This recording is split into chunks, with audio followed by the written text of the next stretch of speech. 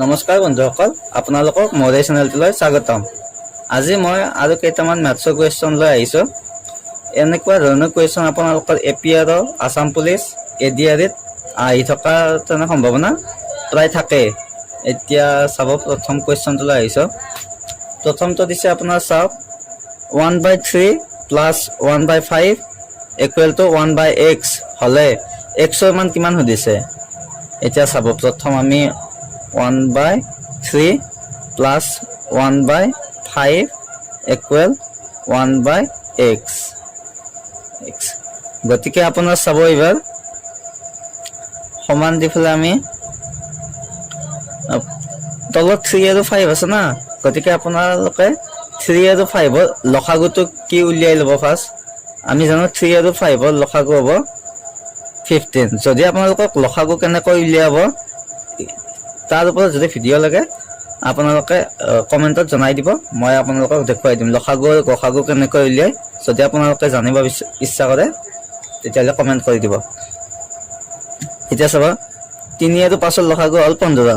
15 হ'লে আপোনাৰ ইয়াত 3 আছে, গতিকে 15ক 3ৰে হৰণ কৰিলে হ'ব 5, গতিকে ওপৰত হ'ব 5, ইয়াত হ'ব 3, তাৰমানে ইকুৱেল এইটো 1/x আছে।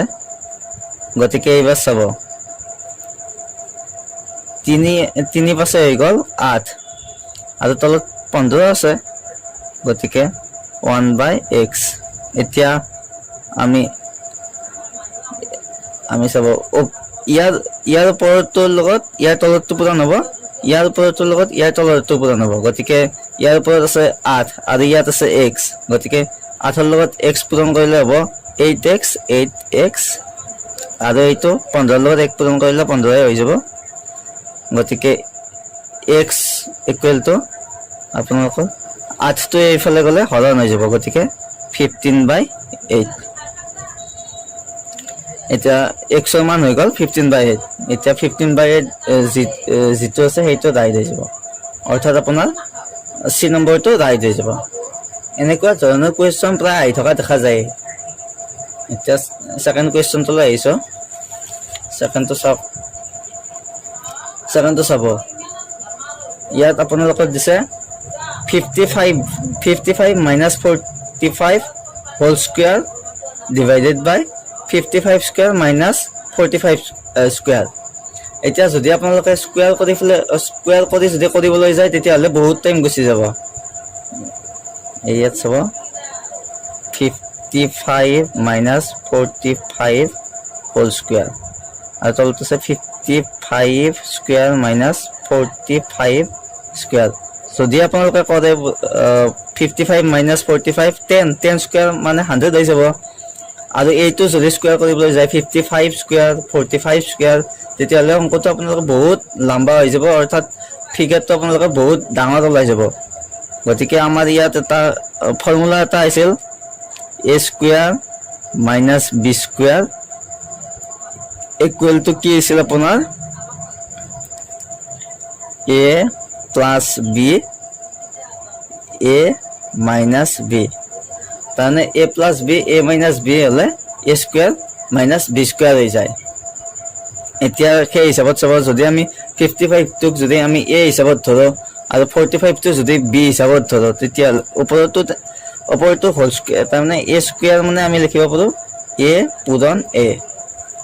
তাৰমানে যদি এইটো হোল স্কুৱেৰ হৈ যায়, গতিকে আমি লিখিব পাৰোঁ 55 minus 45 হোল স্কুৱেৰ আছে, গতিকে আমি দুটা লিখিব পাৰোঁ 55 minus 45। আৰু তলৰটো যদি আমি 55টো a ধৰোঁ, এইটো ফৰ্মুলা হিচাপত, আৰু 45টো যদি b ধৰোঁ, তেতিয়াহ'লে a plus b a minus b, তাৰমানে হৈ যাব আমাৰ 55 plus 45 আৰু তলত হৈ যাব আৰু কাষত হৈ যাব 55 minus 45। এতিয়া চাব, ইয়াতো 55 minus 45 আছে, ইয়াতো 55 minus 45 আছে, গতিকে এই দুটা আমি কাটি দিব পাৰোঁ। এতিয়া চাব, 55 minus 45 হ'লে আপোনাৰ কিমান হৈ যাব 10, আৰু এইটো কিমান হৈ যাব 55 plus 45 মানে হৈ যাব আপোনাৰ 100। এতিয়া যদি আমি এইটো 0 0 কাটি দিব পাৰোঁ, তাৰমানে 1/10। এতিয়া 1/10 কোনটোত আছে আমি চাই লওঁ, চি নম্বৰটোত আছে, গতিকে এইটো ৰাইট হৈ যাব। যদি আপোনালোকে কৰিবলৈ গ'ল হয় 55 হোল স্কুৱেৰ মানে 55, এনেকৈ যদি আপোনালোকে কৰিবলৈ যায় বহুত ডাঙৰ হৈ যাব। আমি সহজতে এনেকৈ আমি এক্সামবিলাকত এনেকৈ কৰিবলৈ গ'লে নহ'ব, আমি শ্বৰ্ট টাৰ্মত কেনেকৈ কৰিব পাৰি সেইটো চাব লাগিব। গতিকে আপোনালোকে এনেকৈ এইবিলাক ফৰ্মুলাবিলাক মনত ৰাখি। এইবাৰ নেক্সট কুৱেশ্যনটোলৈ আহিছোঁ। এইবাৰ কুৱেশ্যন নম্বৰ 3 লৈ আহিছোঁ। চাব, কুৱেশ্যন নম্বৰ 3টো আমাক কি দিছে, √4ৰ বৰ্গমূল কিমান সুধিছে। আমাক যদি সুধিলে হয় 4ৰ বৰ্গমূল কিমান, তেতিয়াহ'লে আমি 2 দি দিলোঁ। আপোনালোকলৈ চৰি, তাৰমানে মোৰ ভিডিঅ'টো কিবা অলপ প্ৰব্লেম হৈ গৈছিল, সেইকাৰণে মই কৰি আহিছিলোঁ অংকটো, কিন্তু ভিডিঅ'টো যি হোৱা নাই মই গমেই পোৱা নাছিলোঁ। ইয়ালৈ গৈছে। এতিয়া চাব আপোনালোকক কি সুধিছে, √4ৰ বৰ্গমূল কিমান দিছে। আমাক 4ৰ বৰ্গমূল সোধা নাই। যদি 4ৰ বৰ্গমূল সুধিলে হয় অট'মেটিকেলি 2 হৈ গ'ল হয়, সেইটো কোনো ডাউট নাই। গতিকে আমাক সুধিছে √4ৰ বৰ্গমূল, তাৰমানে আমাৰ কুৱেশ্যনটো এনেকুৱা হৈছে, বৰ্গমূলৰ কাৰণে আমি চিনটো দি দিলোঁ, কিন্তু আমাক সংখ্যাটো দিছে √4, তাৰমানে বৰ্গমূল 4। এতিয়া আমি জানো বৰ্গমূলৰ কাৰণে চিনটো দি দিলোঁ, আমি জানো বৰ্গমূল 4 মানে হৈ গ'ল আমাৰ 2, গতিকে ইয়াত হৈ যাব 2, তাৰমানে আমাৰ বি √2টো আমাৰ ৰাইট এনচাৰ হৈ যাব। যদি ইয়াত বৰ্গমূল 4 নিদি যদি অকল 4টো দি দিলে হয়, তেতিয়াহ'লে এনচাৰ 2 হৈ গ'ল হয়। যিহেতু √4 দিছে, গতিকে আমাৰ ৰাইট এনচাৰ হৈ যাব √2। এইটো আপোনালোকে ভুল নকৰিব এক্সামৰ টাইমত। এনেকুৱা কনফিউজ থকা কুৱেশ্যন আপোনালোকৰ আহিবই।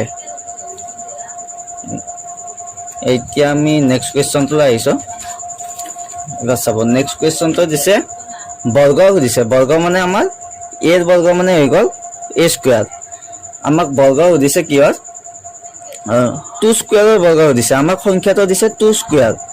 2 স্কুৱেৰ মানে আমাৰ কিমান, বহুতে তাৰমানে এনেকৈ দেখি 4টো ৰাইট এনচাৰ দি দিব, কিন্তু চাব আমাক কি সুধিছে 2 স্কুৱেৰৰ বৰ্গ। 2 স্কুৱেৰ মানে আমাৰ হ'ব 2 × 2 = 4। আমাৰ সংখ্যাটো হৈ গ'ল 4, তাৰমানে 4। এতিয়া বৰ্গ সুধিছে, আমাৰ সংখ্যাটো 2 স্কুৱেৰ মানে হৈ গ'ল 4, এইটো বৰ্গ মানে আমাৰ 2 ওপৰত আহি যাব। এতিয়া আমাৰ কি হৈ যাব 4 স্কুৱেৰ, তাৰমানে 4 × 4, আমাৰ ৰাইট এনচাৰ হৈ যাব 4 × 4 16, তাৰমানে আমাৰ 16টো ৰাইট হৈ যাব।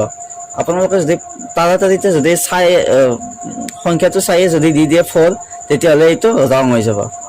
এইবিলাক এনেকুৱা কনফিউজ থকা কুৱেশ্যনবিলাক আপোনালোকে প্ৰশ্নটো ভালকৈ মাতি পেলাই কি হ'ব সেইটো উলিয়াই ল'ব।